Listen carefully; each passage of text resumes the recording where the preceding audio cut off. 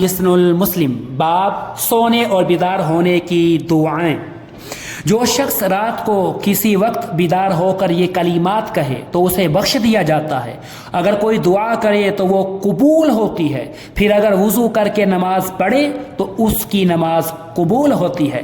لا الہ الا اللہ وحدہ لا شریک لہ، لہ الملک ولہ الحمد وہو علی کل شیء قدیر، سبحان اللہ والحمد للہ ولا الہ الا اللہ واللہ اکبر ولا حول ولا قوة الا باللہ العلی العظیم، رب اغفر لی۔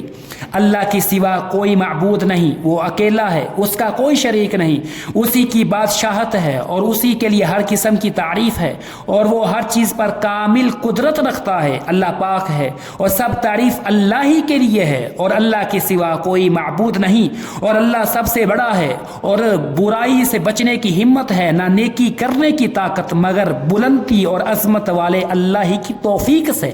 اے میرے رب مجھے بخش دے۔ اور یہی ویڈیو آڈیو آپ کے سامنے جاری ہے، ساری ہے۔